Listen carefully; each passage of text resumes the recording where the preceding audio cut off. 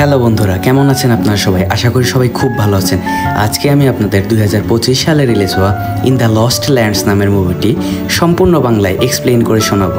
মুভিটির শুরুতেই আমাদের এই পৃথিবীর একটি ধ্বংসপ্রাপ্ত অবস্থা দেখানো হয় এবং পৃথিবীর এই অবস্থানের জন্য দায়ী ছিল একটি বিশাল বড় অ্যাস্টেরয়েড এবং এটি পৃথিবীতে আঘাত করার ফলে পৃথিবীর এই করুণ পরিণতি হয়েছে এবং পৃথিবীতে এখন মাত্র একটি ছোট্ট শহর অবশিষ্ট রয়েছে যেখানে বেঁচে থাকার জন্য কয়েকজন মানুষ বাসস্থান তৈরি করছে। এই জীবিত ব্যক্তিরা প্যাট্রিয়ার্ক নামে একজন পুরোহিতের নেতৃত্বে একটি গির্জা অনুসরণ করছিল এবং এখানে এই শহরের নিয়মকানুন খুবই কঠোর এবং সকলকেই বিনা প্রশ্নে তা মেনে চলার নির্দেশ দেওয়া হয়। এবং এই ছোট্ট শহরে গ্রে নামের একজন ডাইনিও থাকে যে মানুষের ইচ্ছা পূরণ করে। এই গির্জার লোকেদের এটা মনে হয়েছিল যে মানুষজনগুলো তাদের থেকে ভেগে গিয়ে সেই ডাইনির দলে যোগদান করবে এবং তারা সবাই মিলে হয়তোবা নতুন কোনো কমিউনিটি গঠন করতে পারে। এবং এই সমস্যা থেকে বেরিয়ে আসার জন্য প্যাট্রিয়ার্ক নামের সেই ফাদার লোকটি একটি দলকে নির্দেশ দেয় সেই ডাইনিটিকে শেষ করে ফেলার জন্য।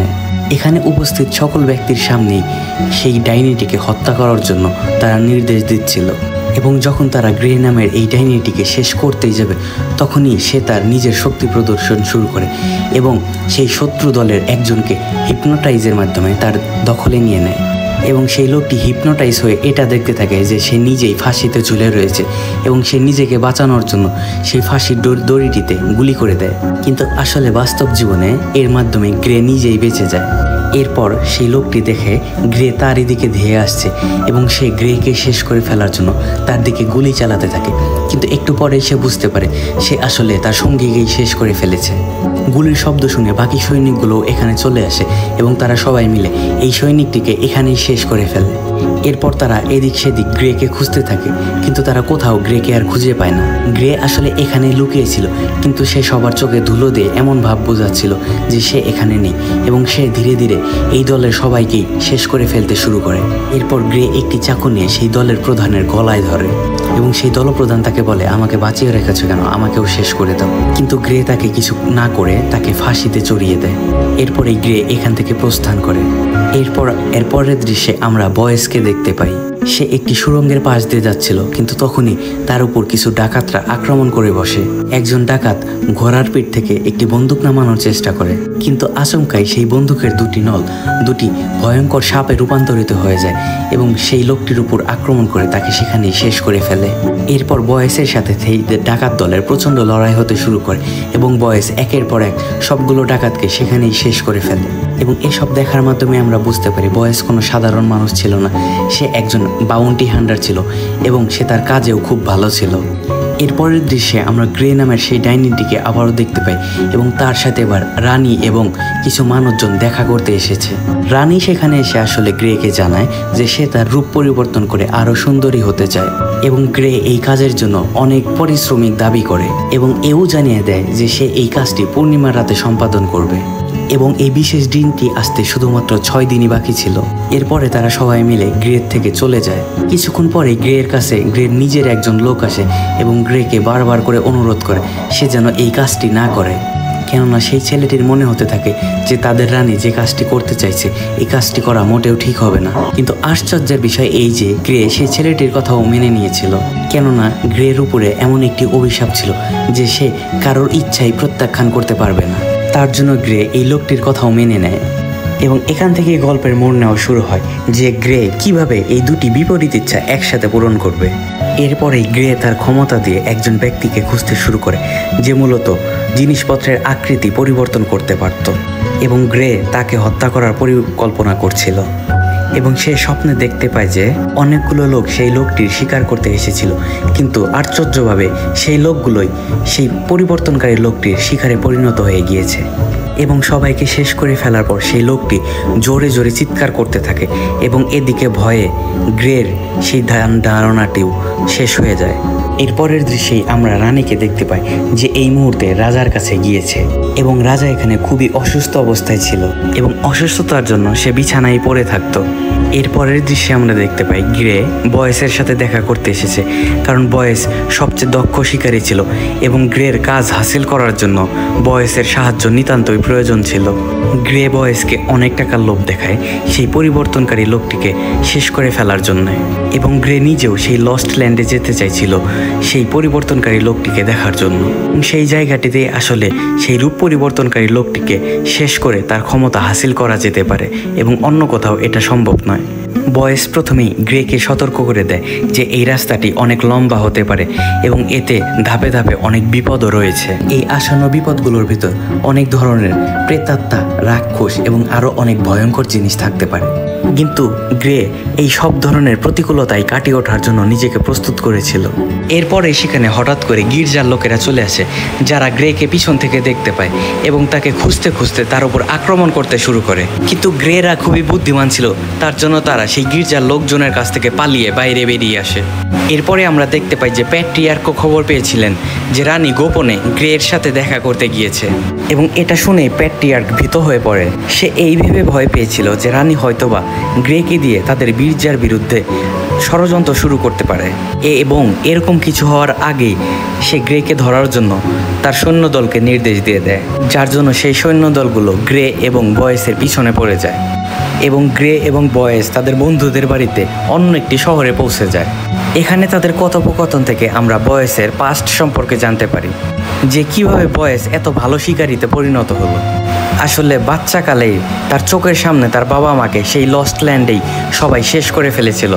এরপরেই সে নিজেকে বেঁচে রাখার জন্য বিভিন্ন রাক্ষস, আত্মা, ভূত প্রেতদের সাথে লড়াই করে নিজেকে জীবিত রেখেছিল, এবং এর মাধ্যমেই ধীরে ধীরে সে একজন দক্ষ শিকারীতে পরিণত হয়ে যায়। এরপরের দিনের দৃশ্যে আমরা দেখতে পাই গ্রে এবং বাকি সবাই মিলে একটি ভগ্নপ্রায় বিল্ডিংয়ের সামনে দিয়ে যাচ্ছিল, এবং এখান থেকে তাদের সামনের শহরে যাওয়ার জন্য শুধুমাত্র একটি তার রাখা আছে, এবং এটির মাধ্যমেই শুধুমাত্র সেখানে যাওয়া সম্ভব ছিল। এবং এখানেই গ্রে এবং বয়েসদের সাথে সেই সৈন্যদলের দেখা হয়ে যায় এবং তাদের ভিতর প্রচণ্ড লড়াই শুরু হয়ে যায়। সেই সৈন্যদল তাদের উপর গুলি চালাতে থাকে। অপরদিকে বয়েস ছিল একজন দক্ষ শিকারী, তার জন্য সেও খুব ভালো আক্রমণ করতে পারছিল, এবং গ্রে তার জাদুবলের সাহায্যে বাকি সবাইকেও পাগল বানিয়ে দিচ্ছিল। এরপরে গ্রে এবং বয়েস মিলে একটি বাসের ভিতরে চলে যায়, যে বাসটি আসলে এই তারের সাথে সংযুক্ত ছিল, এবং এটির সাহায্যে তারা সহজেই সেই জায়গা থেকে বেরিয়ে আসতে পারত, এবং এই বাসের ভেতরেও তাদের সাথে লড়াই চলতেই থাকে। এরপর সেই সৈন্যদলের প্রধান যখন দেখতে পায় যে গ্রে এবং বয়েস তাদের হাত থেকে বাইরে বেরিয়ে যাচ্ছে, তখনই সে তার সৈন্যদের নির্দেশ দেয় যে এই কেবলের তারটিকে কেটে ফেলার জন্য। এরপর সৈন্যরা সেই তারটিকে কেটে ফেললে তাদের সেই বাসটি সজোরে সামনে গিয়ে একটি খাড়া উঁচাইয়ের সাথে ধাক্কা খায়। এরপর গ্রে সেখান থেকে বেরিয়ে আসে এবং নিজের ছুরির সাহায্যে সেই পাহাড়ের মতো ঢাল টিপে সামনে উঠতেছিল, এবং অনেক কষ্ট করে বয়েস সেই বাসটি থেকে বেরিয়ে আসার পরপরই বাসটি আচমকাই নিচের দিকে পড়ে যায়। অপরদিকে সেই সৈন্য দলটি একটি শক্তিশালী স্নাইপার নিয়ে এসেছে, এবং তারা এই স্নাইপারের সাহায্যেই তাদেরকে শেষ করে ফেলতে চাইছিল, এবং অপরদিকে গ্রে টেনে বয়েসকে উপরে ওঠাচ্ছিল। তখনই একটি গুলি এসে বয়েসের শরীরে লাগে, এবং এটা দেখেই গ্রে তার চোখের সাহায্যে সেই স্নাইপার নিয়ন্ত্রণকারী মেয়েটিকে হিপনোটাইজ করে ফেলে, যার ফলে সেখান থেকে গ্রে এবং বয়েস নিরাপদেই সরে আসতে সক্ষম হয়। বয়েসের শরীরে গুলি লাগার জন্য সে প্রচণ্ড ব্যথায় ভুগতে থাকে। এরপর গ্রে সেখান থেকে তার গুলিটি সরাতে সাহায্য করে এবং নিজেই তার সেই ক্ষতস্থানটি পরিষ্কার করে সেলাই করে দেয়। এরপরের দৃশ্যেই আমরা রানীকে দেখতে পাই, এবং রানী গর্ভবতী ছিল। এখন এই রানীর কাছে এই রাজ্যের একজন উত্তরাধিকার আছে, এর জন্যই সে আর কষ্ট করে রাজাকে সহ্য না করার সিদ্ধান্ত নিল। এছাড়াও রাজার সাথে রানীর আচরণ কখনোই ভালো ছিল না, এবং রানী সবসময় রাজার থেকে আলাদা হতে চেয়েছিল। কিন্তু এর আগে যদি সে রানী হিসেবে রাজার থেকে আলাদা হয়ে যেত, তাহলে সে তার সকল ক্ষমতা হারিয়ে ফেলত, এবং এই অবস্থায় সে তৎক্ষণাৎ রাজাকে শেষ করে দেয়, এবং সবাইকে সে এই মিথ্যা বলতে থাকে যে অসুস্থতার কারণে রাজা আপনা আপনি শেষ হয়ে গিয়েছে। এর পরের দৃশ্যে আমরা দেখতে পাই গ্রে এবং বয়েস মিলে একটি অদ্ভুত শহরে পৌঁছে গিয়েছে, যেখানে তাদের পিছনে অনেক রাক্ষস এবং দানবরা এগিয়ে আসছিল। এই রাক্ষসগুলো দেখতে আসলে মানুষের মতোই ছিল, কিন্তু তারা মানুষের থেকে অনেক বেশি আক্রমণাত্মক এবং ভয়ানক ছিল। এরপরে সেই প্রাণীগুলো যখন গ্রে এবং বয়েসের দিকে আক্রমণ করতে আসতে শুরু করে, তখনই বয়েস বুদ্ধি করে তাদের চারপাশে আগুনের সাহায্যে একটি বলয় তৈরি করে দেয়। কেননা বয়েস এই প্রাণীদের দুর্বলতা সম্পর্কে আগে থেকেই জানতো। কিন্তু এই প্রাণীগুলো খুবই বুদ্ধিমান ছিল, তার জন্য তারা সেই আগুনগুলো নিভাতে শুরু করে এবং ধীরে ধীরে গ্রে এবং বয়েসের দিকে এগিয়ে আসতে শুরু করে। এদিকে যতগুলো প্রাণী তাদের দিকে আসতেছিল তাদের সবাইকে গ্রে এবং বয়েস মিলে শেষ করে ফেলতে শুরু করে, এবং শুধুমাত্র দুজন মানুষই এতগুলো প্রাণীকে হত্যা করতে পারছে দেখে তাদের রাজা এটা দেখে সম্পূর্ণ অবাক হয়ে যায়। এবং এই রাক্ষসদের রাজাকে দেখেই গ্রে তার জাদু বলে তাকে হিপনোটাইজ করে ফেলে, এবং এর মাধ্যমে সে সবগুলো প্রাণীকে তাদের থেকে দূরে সরিয়ে দেয়। এবং গ্রে তার জাদু শক্তির বলে সেই আগুনকেও নিজের নিয়ন্ত্রণে নিয়ে নেয়, এবং এই আগুনের সাহায্যে সেখানে সে সমস্ত প্রাণীদের ধ্বংস করে দেয়। এরপরেই তাদের পরবর্তী গন্তব্য ছিল সেই লস্ট ল্যান্ড নামক শহরটি, এবং সেখানে যাওয়া খুবই বিপজ্জনক ছিল। এবং কিছু দূর এগিয়ে বয়েস আবারও তাকে থামিয়ে বলে, বয়েস তাদের বলে হয়তোবা সেখানে তাদের যাওয়া ঠিক হবে না। এরপরে গ্রে এবং বয়েস মিলে কথা বলতে বলতে একটি ব্রিজ পার করছিল, তখনই তারা দেখতে পায় যে সেই সৈনিকরা পুরো সেনাবাহিনী নিয়ে তাদের পিছনে আক্রমণ করার জন্য এগিয়ে আসছে। এদিকে রাস্তা শুধুমাত্র একটাই ছিল, এবং এখান থেকে তাদের পালানোর অন্য কোনো রাস্তা ছিল না। এদিকে গ্রে সেই বৃষ্টি বরাবর দৌড়াতে শুরু করে, এবং পিছনে থাকা সেই সৈনিকরা তাদের ট্রেনের স্পিড আরও বাড়িয়ে দেয় যেন তারা গ্রেকে পিষে মেরে ফেলতে পারে। কিন্তু সেই বৃষ্টি আসলে সামনে থেকে ভাঙা ছিল, এবং গ্রে সেই ব্রিজ বরাবর লাফ দেয় এবং বয়েস তাকে ধরে ফেলে। কিন্তু সেই ট্রেনের স্পিডটি বেশি হওয়ার কারণে সেই সম্পূর্ণ ট্রেনটি সৈনিকদের সহ সেই ব্রিজের উপরে থেকে নিচে পড়ে একদম ধ্বংস হয়ে যায়। এরপরে প্যাট্রিয়ট যখন জানতে পারেন যে তার সমস্ত সঙ্গী এবং সাথীরা শেষ হয়ে গিয়েছে, তখন সে ভীষণ ভয়ভীত হয়ে আতঙ্কিত হয়ে পড়ে। কেননা প্যাট্রিয়ার্ক ভেবেছিল যে ধর্মের নামে সে সবাইকে দাস বানিয়ে রেখেছে, সে রানীর সাথে গ্রের সাথে দেখা করতে দেবে না এবং তার কাছ থেকে ক্ষমতাও কেড়ে নিতে দেবে না। এই কারণে সে সবাইকে এটা দেখানোর চেষ্টা করছিল যে রানী গ্রেকে দিয়ে এই জায়গাটি ধ্বংস করতে চায়। এবং এই সকল খবর যখন রানীর কাছে পৌঁছায়, তখন রানী তার কাছের একজন মানুষের সাথে খুবই একটি দামি সিদ্ধান্ত নেয় এবং তাকে ভালোবাসার নামে তার কাছে ডেকে এনে সে তার মাধ্যমে সেই সমস্ত লোকজনকে প্যাট্রিয়ার্ডের সাথে শেষ করতে শুরু করে। অবশেষে গ্রে এবং বয়েস মিলে সেই গুহায় পৌঁছে যায়। সেখানে সেই আকৃতিকারী রূপ পরিবর্তনকারী লোকটি বসবাস করত, এবং কিছুক্ষণের ভিতরেই পূর্ণ পূর্ণিমা আসতে চলছিল। গ্রে এখানে দেখলো যে এখানে অনেক মানুষের পরিশিষ্টাংশ পড়ে রয়েছে, এবং বয়েস গ্রেকে জানায় যে এগুলো তাদেরই অংশ যারা এই আকৃতিকারণ পরিবর্তনকারী লোকটির শিকার হয়েছিল, এবং তাদের কাছে এখনও সময় আছে তারা যেন এই লড়াই শুরু না করে। কিন্তু গ্রে তার কোনো কথাই শোনে না এবং নিজের হাতে বড় বড় সোনালি পেরেক লাগাতে শুরু করে। এটা পরেই সে বয়েসকে বড় একটি রহস্য বলে দেয়। সে বলে যে তুমি কি মনে করো আমি এগুলো কিছুই জানি না? আমি সবই জানি, যে তুমি সেই আকৃতি পরিবর্তনকারী লোকটি, আর আমি তোমার এই সকল খবর আমার জাদুর মাধ্যমে অনেক আগেই পেয়েছিলাম।